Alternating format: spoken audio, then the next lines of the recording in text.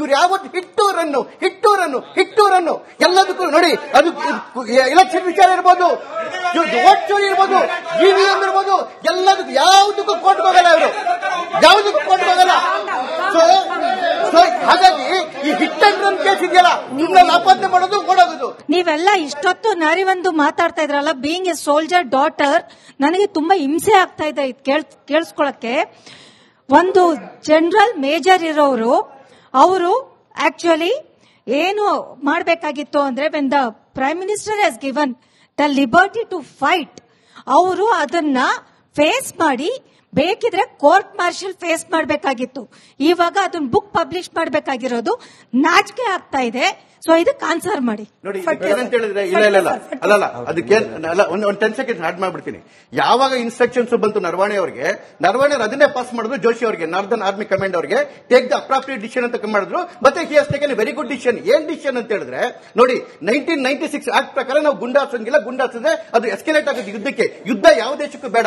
ಹಾಗಾಗಿ ಅವ್ರು ಏನ್ ಡಿಸಿಷನ್ ತಗೊಂಡ್ರು ಅಂತ ಹೇಳಿದ್ರೆ, ಗುಂಡು ಹಾರಿಸೋದು ಬೇಡ, ಏನು ಟ್ಯಾಂಕ್ಗಳು ಬರುತ್ತೆ ಆ ಟ್ಯಾಂಕಿಗೆ ನೀವು ಅಡ್ಡ ಹೋಗಿ ಐ ಕಾಂಟ್ಯಾಕ್ಟ್ ಅಲ್ಲಿ ನೀವು ಆದ್ರೆ ಫೈರ್ ಮಾಡೋದು ಬೇಡ ಅಂತ ಹೇಳಿ ಆ ಕೆಲಸವನ್ನ ಮಾಡಿದ್ರು. ಇಮಿಡಿಯೇಟ್ ಆಗಿ ಅವರು ಅಲ್ಲಿಗೆ ನಿಂತ್ಕೊಂಡ್ರು, ಅಲ್ಲಿಂದ ಅವರು ರಿಟ್ಬ್ಯಾಕ್ ಮಾಡಿದ್ರು. ಬೆಳಗ್ಗೆ ಮಾತಾಡಿ ನಮ್ದು ರಿಟ್ಬ್ಯಾಕ್ ಆಯ್ತು. Appropriate decision the chief army has taken and we will oblige that. But ಅಷ್ಟೆಲ್ಲ ಆದ್ಮೇಲೆ ಫಡ್ಕೆ ಅವರು ಆಯ್ತು madam, I am passing on the question. ಅವತ್ ಆದ ನಂತರದಲ್ಲಿ, ಘಟನೆಗಳಾದ ನಂತರದಲ್ಲೂ ಕೂಡ ಪುಸ್ತಕ ಬರೆಯುವ ಮೂಲಕ ರಾಜಕೀಯ ಚರ್ಚೆಗೆ ನಾಂದಿ ಮಾಡಿಕೊಟ್ರ ಜನರಲ್ ಎಂ ನರವಣೆ ಅನ್ನೋದು ಪ್ರಶ್ನೆ. ಫಡ್ಕೆ ನೋಡಿ, ಎಲ್ಲರೂ ಒಂದಿಷ್ಟು ಸಂಯಮನ ತಗೊಳ್ಬೇಕು. ಅದು ದೊಡ್ಡ ಸ್ಥಾನದಲ್ಲಿದ್ದವರು ಹೆಚ್ಚಿಗೆ ಸಂಯಮದಿಂದ ಇರಬೇಕು ಅನ್ನೋದು ನನ್ನ ಅಭಿಪ್ರಾಯ. ಯಾವ್ದಾದ್ರೂ ಈ ತರ ಕಾಂಟ್ರವರ್ಸಿ ಕ್ರಿಯೇಟ್ ಮಾಡುತ್ತೆ ಅಥವಾ ದೇಶದ ಒಂದು ಆಂತರಿಕ ಅಥವಾ ಬಾಹ್ಯ ಭದ್ರತೆಗೆ ಸಂಬಂಧಪಟ್ಟಿದ್ದು ಇದ್ರೆ ಮೋರ್ ಡಿಸ್ಕ್ರಿಷನ್ ಇಸ್ ರಿಕ್ವೈರ್ಡ್. ಸಂಯಮ ಜಾಸ್ತಿ ಇರಬೇಕು.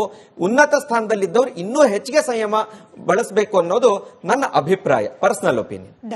ಸರ್, ನಮ್ಮ ವಿಶ್ವ ಟೀಮ್ ಮಾಡ್ತಾ ಇದ್ರು, ಇವಾಗ ಬಂದಿದ್ದ ದೇಶ ಮಾಡ್ತಾ ಇದ್ದಾರೆ. 2014 ನಮ್ಮ $US $65 ಇತ್ತು, ಇವತ್ತು $197 ಆಗಿದೆ.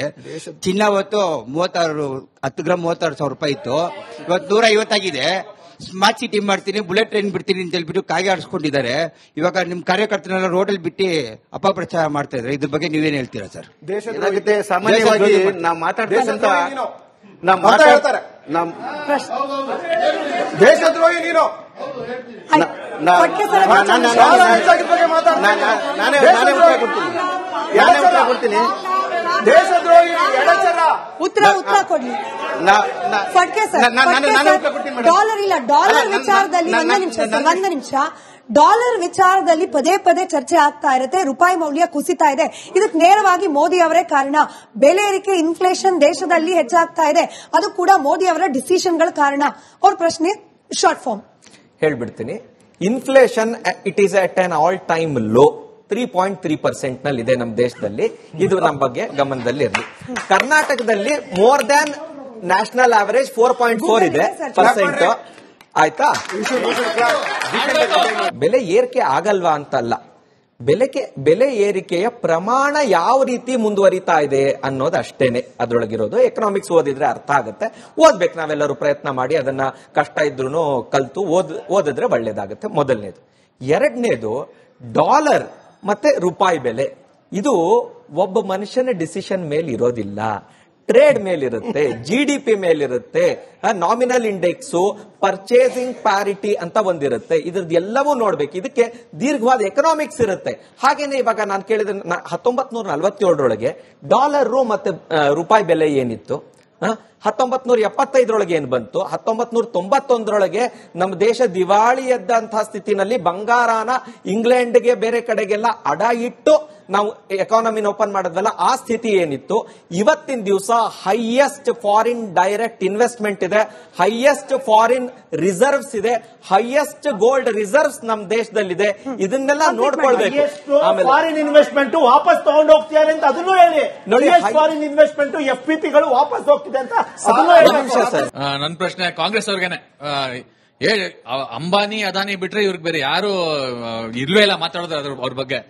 PM ನರೇಂದ್ರ ಮೋದಿ ಅವರು ಎಷ್ಟು ಪವರ್ಫುಲ್, ಇಂತ 10 ಅಂಬಾನಿ 10 ಅದಾನಿ ನಿಲ್ಸ್ಬೋದಿತ್ತು. ನಿಮ್ಗೆ ಇರೋದೇ ಒಂದು ಅಂಬಾನಿ ಒಂದು ಅದಾನಿ. ಅವ್ರ ತಾಕತ್ತಿದ್ರೆ, ಅವ್ರು ಅಷ್ಟು ದುರಾಸೆ ಇದ್ರೆ, ಅಷ್ಟು ಕರಪ್ಟ್ ಇದ್ರೆ 10 ಜನ ನಿಲ್ಸ್ಬೋದಿತ್ತು ಸರ್. ನೀವುಗಳು ಹೇಳೋದು ಸುಳ್ಳಂತ ಇದ್ರಲ್ಲೇ ಗೊತ್ತಾಗ್ತಿದೆ. ಈ ದೇಶ ಅಲ್ಲ ಕಿರಣ್ ನಾಯ್ಡು ಅವರೇ, ಈ ದೇಶ ಲೂಟಿ ಮಾಡೋರ್ ಬಗ್ಗೆ ಚರ್ಚೆ ಆಗ್ಬೇಕ್ರಿ. ಅದಾನಿ ಅಂಬಾನಿ ಅಂತ ದೇಶ ಲೂಟಿ ಮಾಡೋರ್ ಬಗ್ಗೆ ಚರ್ಚೆ ಆಗ್ಬೇಕು. ಅದಾನಿ ಅಂಬಾನಿಗೆ ಏನು ದೇಶದ ಸಂಸ್ಥೆಗಳು ಸೇಲ್ ಆಗ್ತಾ ಇದೆ. ಒಂದ್ ನಿಮಿಷ ಅದಾನಿ ಅಂಬಾನಿಗೆ ದೇಶದ ಸಂಸ್ಥೆಗಳು ಸೇಲ್ ಆಗ್ತಾ ಇದಾವಲ್ಲ, ಅದೇನ್ ರಾಹುಲ್ ಗಾಂಧಿಯ ಸ್ವಂತದ ಆಸ್ತಿಗಳಲ್ಲ, ಅದು ನಿನ್ನ ಸಮಾಜದ ಆಸ್ತಿ, ದೇಶದ ಆಸ್ತಿನ ಸೇಲ್ ಮಾಡ್ತಾ ಇದ್ದಾರೆ ಸ್ವಾಮಿ. ಅದ್ರ ಬಗ್ಗೆ ಚರ್ಚೆ ಆಗ್ಬೇಕ್ರಿ. ನನಗೆ ಗೊತ್ತಿರೋ ಹಾಗೆ ಮಹಾರಾಷ್ಟ್ರ ಹಾಗೆ ಗುಜರಾತ್ ನಲ್ಲಿ ಕಾಂಗ್ರೆಸ್ ನೇತೃತ್ವದ ಸರ್ಕಾರಗಳು ಕೂಡ ಲೋಕಲಿ ಬಂತು. ನಿಜವಾಗ್ಲೂ ದೇಶ ಲೂಟಿ ಹೊಡಿತಿರೋ ಬಿಸ್ನೆಸ್ ಮೆನ್ ಗಳಾಗಿದ್ರೆ ಅರೆಸ್ಟ್ ಮಾಡಿ ಒಳಗೆ ಹಾಕ್ಸ್ಬೇಕಾಗಿತ್ತು. ಯಾರನ್ನ ನೀವ್ ಹೇಳ್ತಾ ಇರೋ ಅಂದಾನಿ ಅಬಾನಿ ಎಕ್ಸೆಟ್ರಾ ಒಳಗೆ ಹಾಕ್ಸ್ಬೇಕಾಗಿತ್ತು.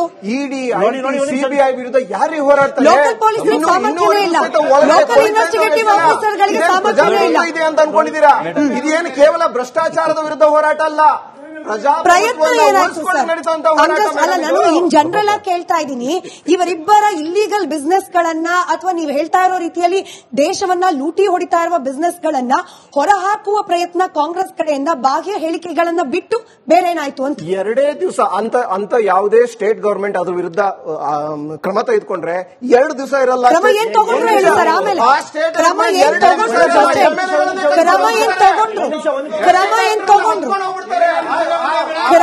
ತಗೊಂಡ್ರು ಸರ್ಕಾರ ಬಿದ್ದೋಗಿ ಚರ್ಚೆ ಮಾಡೋಣ. ಕ್ರಮ ಯಾವ ಗವರ್ಮೆಂಟ್ ಯಾವ ಸ್ಟೇಟ್ ಗವರ್ಮೆಂಟ್? ತೆಲಂಗಾಣದಲ್ಲಿ ಅದಾನಿ ಅವ್ರ ಜೊತೆ ಡೀಲ್ ಇದೆ, ಕಾಂಗ್ರೆಸ್ ಸರ್ಕಾರ ಮಾಡಿದೆ, ಬಿಸ್ನೆಸ್ ಡೀಲ್ ಆಯ್ತಾ? ಅದಕ್ಕೇನ್ ಹೇಳ್ತೀರಪ್ಪ? ರಾಜಸ್ಥಾನ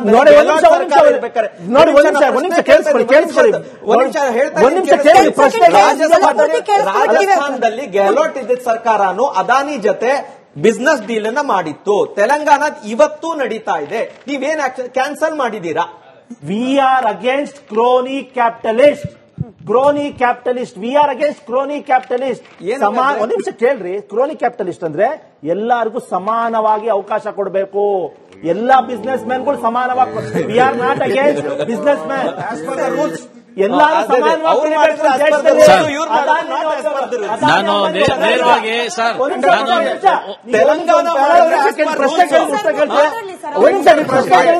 ಸಮಾನವಾಗಿ ಎಲ್ಲಾ ಸಂಸ್ಥೆಗಳು ಬೆಳಿಬೇಕು. ಇವ್ರು ಯಾವತ್ತು ಹಿಟ್ಟೂರನ್ನು ಎಲ್ಲದಕ್ಕೂ ನೋಡಿ, ಅದು ಎಲೆಕ್ಷನ್ ವಿಚಾರ ಇರ್ಬೋದು, ವೋಟ್ ಚೋರಿ ಇರ್ಬೋದು, ಇವಿಎಂ ಇರ್ಬೋದು, ಎಲ್ಲದಕ್ಕೂ ಯಾವುದಕ್ಕೂ ಕೋರ್ಟ್ ಹೋಗಲ್ಲ. ಇವರು ಯಾವುದಕ್ಕೂ ಕೋರ್ಟ್ ಹೋಗಲ್ಲ.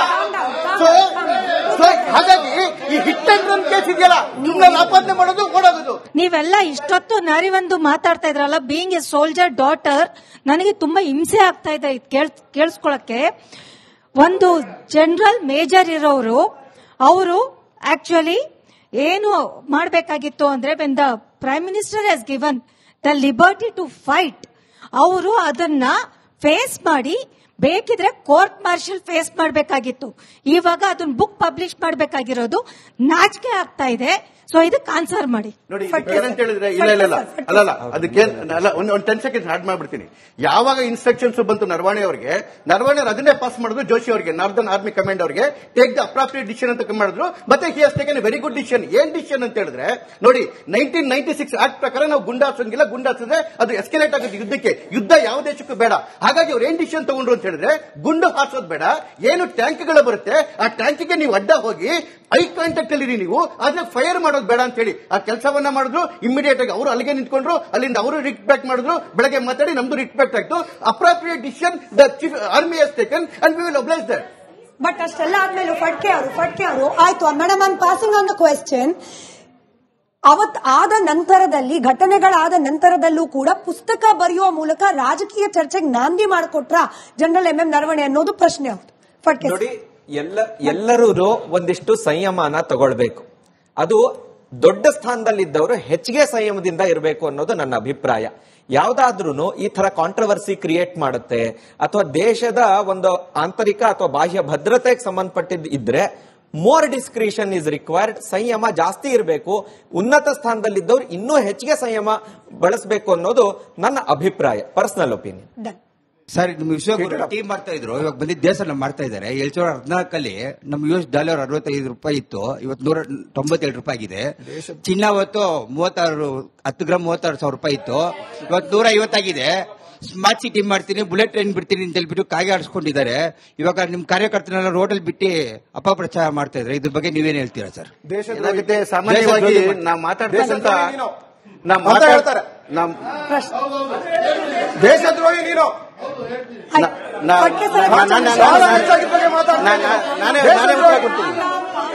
ಕೊಡ್ತೀನಿ. ದೇಶದ್ರೋಹಿ ಎಡಚರ ಉತ್ತರ ಕೊಡ್ಲಿ. ಫಡ್ಕೆ ಸರ್, ಡಾಲರ್ ಇಲ್ಲ, ಡಾಲರ್ ವಿಚಾರದಲ್ಲಿ ಒಂದು ನಿಮಿಷ ಡಾಲರ್ ವಿಚಾರದಲ್ಲಿ ಪದೇ ಪದೇ ಚರ್ಚೆ ಆಗ್ತಾ ಇರುತ್ತೆ. ರೂಪಾಯಿ ಮೌಲ್ಯ ಕುಸಿತಾ ಇದೆ. ಇದಕ್ಕೆ ನೇರವಾಗಿ ಮೋದಿ ಅವರೇ ಕಾರಣ. ಬೆಲೆ ಏರಿಕೆ, ಇನ್ಫ್ಲೇಷನ್ ದೇಶದಲ್ಲಿ ಹೆಚ್ಚಾಗ್ತಾ ಇದೆ. ಅದು ಕೂಡ ಮೋದಿ ಅವರ ಡಿಸಿಷನ್ಗಳ ಕಾರಣ. ಅವ್ರ ಪ್ರಶ್ನೆ ಶಾರ್ಟ್ ಫಾರ್ಮ್ ಹೇಳ್ಬಿಡ್ತೀನಿ. Inflation it is at an all time low 3.3% ನಲ್ಲಿ ಇದೆ ನಮ್ಮ ದೇಶದಲ್ಲಿ. ಇದು ನಮ್ಮ ಬಗ್ಗೆ ಗಮನದಲ್ಲಿ ಇರಲಿ. ಕರ್ನಾಟಕದಲ್ಲಿ ಮೋರ್ ದ್ಯಾನ್ ನ್ಯಾಷನಲ್ ಆವರೇಜ್ 4.4 ಇದೆ ಪರ್ಸೆಂಟ್. ಆಯ್ತಾ? ಬೆಲೆ ಏರಿಕೆ ಆಗಲ್ವಾ ಅಂತಲ್ಲ, ಬೆಲೆ ಏರಿಕೆಯ ಪ್ರಮಾಣ ಯಾವ ರೀತಿ ಮುಂದುವರಿತಾ ಇದೆ ಅನ್ನೋದು ಅಷ್ಟೇನೆ ಅದ್ರೊಳಗಿರೋದು. ಎಕನಾಮಿಕ್ಸ್ ಓದಿದ್ರೆ ಅರ್ಥ ಆಗುತ್ತೆ. ಓದ್ಬೇಕು, ನಾವೆಲ್ಲರೂ ಪ್ರಯತ್ನ ಮಾಡಿ ಅದನ್ನ ಕಷ್ಟ ಇದ್ರೂ ಕಲ್ತು ಓದಿದ್ರೆ ಒಳ್ಳೇದಾಗುತ್ತೆ. ಮೊದಲನೇದು. ಎರಡನೇದು, ಡಾಲರ್ ಮತ್ತೆ ರೂಪಾಯಿ ಬೆಲೆ ಇದು ಒಬ್ಬ ಮನುಷ್ಯನ ಡಿಸಿಷನ್ ಮೇಲೆ ಇರೋದಿಲ್ಲ. ಟ್ರೇಡ್ ಮೇಲಿರುತ್ತೆ, GDP ಮೇಲಿರುತ್ತೆ, ನಾಮಿನಲ್ ಇಂಡೆಕ್ಸ್, ಪರ್ಚೇಸಿಂಗ್ ಪ್ಯಾರಿಟಿ ಅಂತ ಒಂದಿರುತ್ತೆ. ಇದ್ರದ್ದು ಎಲ್ಲವೂ ನೋಡ್ಬೇಕು. ಇದಕ್ಕೆ ದೀರ್ಘವಾದ ಎಕನಾಮಿಕ್ಸ್ ಇರುತ್ತೆ. ಹಾಗೇನೆ ಇವಾಗ ನಾನು ಕೇಳಿದ 1947 ಡಾಲರ್ ಮತ್ತೆ ರೂಪಾಯಿ ಬೆಲೆ ಏನಿತ್ತು, 1975 ಏನ್ ಬಂತು, 1991 ನಮ್ಮ ದೇಶ ದಿವಾಳಿ ಎದ್ದಂತಹ ಸ್ಥಿತಿನಲ್ಲಿ ಬಂಗಾರನ ಇಂಗ್ಲೆಂಡ್ಗೆ ಬೇರೆ ಕಡೆಗೆಲ್ಲ ಅಡ ಇಟ್ಟು ನಾವು ಎಕಾನಮಿನ ಓಪನ್ ಮಾಡಿದ್ವಲ್ಲ, ಆ ಸ್ಥಿತಿ ಏನಿತ್ತು. ಇವತ್ತಿನ ದಿವಸ ಹೈಯೆಸ್ಟ್ ಫಾರಿನ್ ಡೈರೆಕ್ಟ್ ಇನ್ವೆಸ್ಟ್ಮೆಂಟ್ ಇದೆ, ಹೈಯೆಸ್ಟ್ ಫಾರಿನ್ ರಿಸರ್ವ್ಸ್ ಇದೆ, ಹೈಯೆಸ್ಟ್ ಗೋಲ್ಡ್ ರಿಸರ್ವ್ಸ್ ನಮ್ಮ ದೇಶದಲ್ಲಿದೆ. ಇದನ್ನೆಲ್ಲ ನೋಡ್ಕೊಳ್ಬೇಕು. ಫಾರಿನ್ ಇನ್ವೆಸ್ಟ್ಮೆಂಟ್ ವಾಪಸ್ ತಗೊಂಡು ಹೋಗ್ತಿದ್ದಾರೆ ಅಂತ ಅದನ್ನು ಹೇಳಿ. ಫಾರಿನ್ ಇನ್ವೆಸ್ಟ್ಮೆಂಟ್ FPPಗಳು ವಾಪಸ್ ಹೋಗ್ತಿದೆ ಅಂತ ಅದನ್ನು ಹೇಳಿ. ನನ್ನ ಪ್ರಶ್ನೆ ಕಾಂಗ್ರೆಸ್ ಅವ್ರಿಗೇನೆ. ಅಂಬಾನಿ ಅದಾನಿ ಬಿಟ್ರೆ ಇವ್ರಿಗೆ ಬೇರೆ ಯಾರು ಇಲ್ವೇ ಇಲ್ಲ ಮಾತಾಡೋದು ಅವ್ರ ಬಗ್ಗೆ. PM ನರೇಂದ್ರ ಮೋದಿ ಅವರು ಎಷ್ಟು ಪವರ್ಫುಲ್, ಇಂತ 10 ಅಂಬಾನಿ 10 ಅದಾನಿ ನಿಲ್ಸ್ಬೋದಿತ್ತು. ನಿಮ್ಗೆ ಇರೋದೇ ಒಂದು ಅಂಬಾನಿ ಒಂದು ಅದಾನಿ. ಅವ್ರ ತಾಕತ್ತಿದ್ರೆ ಅವ್ರು ಅಷ್ಟು ದುರಾಸೆ ಇದ್ರೆ, ಅಷ್ಟು ಕರಪ್ಟ್ ಇದ್ರೆ 10 ಜನ ನಿಲ್ಸ್ಬೋದಿತ್ತು ಸರ್. ನೀವು ಹೇಳೋದು ಸುಳ್ಳಂತ ಇದ್ರಲ್ಲೇ ಗೊತ್ತಾಗ್ತಿದೆ. ಈ ದೇಶ ಅಲ್ಲ ಕಿರಣ್ ನಾಯ್ಡು ಅವರೇ, ಈ ದೇಶ ಲೂಟಿ ಮಾಡೋರ್ ಬಗ್ಗೆ ಚರ್ಚೆ ಆಗ್ಬೇಕ್ರಿ. ಅದಾನಿ ಅಂಬಾನಿ ಅಂತ ದೇಶ ಲೂಟಿ ಮಾಡೋರ್ ಬಗ್ಗೆ ಚರ್ಚೆ ಆಗ್ಬೇಕು. ಅದಾನಿ ಅಂಬಾನಿಗೆ ಏನು ದೇಶದ ಸಂಸ್ಥೆಗಳು ಸೇಲ್ ಆಗ್ತಾ ಇದೆ. ಒಂದ್ ನಿಮಿಷ ಅದಾನಿ ಅಂಬಾನಿಗೆ ದೇಶದ ಸಂಸ್ಥೆಗಳು ಸೇಲ್ ಆಗ್ತಾ ಇದಾವಲ್ಲ, ಅದೇನ್ ರಾಹುಲ್ ಗಾಂಧಿಯ ಸ್ವಂತದ ಆಸ್ತಿಗಳಲ್ಲ. ಅದು ನಿನ್ನ ಸಮಾಜದ ಆಸ್ತಿ, ದೇಶದ ಆಸ್ತಿನ ಸೇಲ್ ಮಾಡ್ತಾ ಇದ್ದಾರೆ ಸ್ವಾಮಿ. ಅದ್ರ ಬಗ್ಗೆ ಚರ್ಚೆ ಆಗ್ಬೇಕ್ರಿ. ನನಗೆ ಗೊತ್ತಿರೋ ಹಾಗೆ ಮಹಾರಾಷ್ಟ್ರ ಹಾಗೆ ಗುಜರಾತ್ ನಲ್ಲಿ ಕಾಂಗ್ರೆಸ್ ನೇತೃತ್ವದ ಸರ್ಕಾರಗಳು ಕೂಡ ಲೋಕಲಿ ಬಂತು. ನಿಜವಾಗ್ಲೂ ದೇಶ ಲೂಟಿ ಹೊಡಿತಿರೋ ಬಿಸ್ನೆಸ್ ಮನ್ಗಳಾಗಿದ್ರೆ ಅರೆಸ್ಟ್ ಮಾಡಿ ಒಳಗೆ ಹಾಕ್ಸ್ಬೇಕಾಗಿತ್ತು. ಯಾರನ್ನ? ನೀವ್ ಹೇಳ್ತಾ ಇರೋ ಅಂದಾನಿ ಅಬಾನಿ ಎಕ್ಸೆಟ್ರಾ ಒಳಗೆ ಹಾಕ್ಸ್ಬೇಕಾಗಿತ್ತು. ಇಡಿ CBI ವಿರುದ್ಧ ಯಾರು ಹೋರಾಡ್ತಾರೆ? ಲೋಕಲ್ ಪೊಲೀಸ್ ಸಾಮರ್ಥ್ಯವೇ ಇಲ್ಲ, ಲೋಕಲ್ ಇನ್ವೆಸ್ಟಿಗೇಟಿವ್ ಆಫೀಸರ್ಗಳಿಗೆ ಸಾಮರ್ಥ್ಯವೇ ಇಲ್ಲ ಅಂತ ಅನ್ಕೊಂಡಿದ್ದೀರಾ? ಇದೇನು ಕೇವಲ ಭ್ರಷ್ಟಾಚಾರದ ವಿರುದ್ಧ ಹೋರಾಟ ಅಲ್ಲ, ಪ್ರಯತ್ನ ಏನಾಯ್ತು ಸರ್? ಅಲ್ಲ, ನಾನು ಇನ್ ಜನರಲ್ ಆಗಿ ಕೇಳ್ತಾ ಇದ್ದೀನಿ. ಇವರಿಬ್ಬರ ಇಲ್ಲಿಗಲ್ ಬಿಸ್ನೆಸ್ ಗಳನ್ನ ಅಥವಾ ನೀವು ಹೇಳ್ತಾ ಇರೋ ರೀತಿಯಲ್ಲಿ ದೇಶವನ್ನ ಲೂಟಿ ಹೊಡಿತಾ ಇರುವ ಬಿಸ್ನೆಸ್ ಗಳನ್ನ ಹೊರಹಾಕುವ ಪ್ರಯತ್ನ ಕಾಂಗ್ರೆಸ್ ಕಡೆಯಿಂದ ಬಾಹ್ಯ ಹೇಳಿಕೆಗಳನ್ನ ಬಿಟ್ಟು ಬೇರೆ ಏನಾಯ್ತು ಅಂತ. 2 ದಿವಸ ಅಂತ ಯಾವುದೇ ಸ್ಟೇಟ್ ಗವರ್ಮೆಂಟ್ ಅದ್ರ ವಿರುದ್ಧ ಕ್ರಮ ತೆಗೆದುಕೊಂಡ್ರೆ 2 ದಿವಸ ಇರಲ್ಲ. ಕ್ರಮ ಏನ್ ತಗೊಂಡ್ರು ಹೇಳಿ ಸರ್. ಆಮೇಲೆ ಕ್ರಮ ಏನ್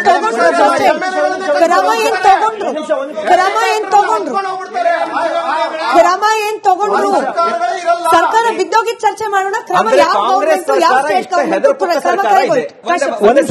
ತೆಲಂಗಾಣದಲ್ಲಿ ಅದಾನಿ ಅವ್ರ ಜೊತೆ ಡೀಲ್ ಇದೆ, ಕಾಂಗ್ರೆಸ್ ಸರ್ಕಾರ ಮಾಡಿದೆ, ಬಿಸ್ನೆಸ್ ಡೀಲ್ ಆಯ್ತಾ? ಅದಕ್ಕೇನ್ ಹೇಳ್ತೀರಪ್ಪ? ರಾಜಸ್ಥಾನ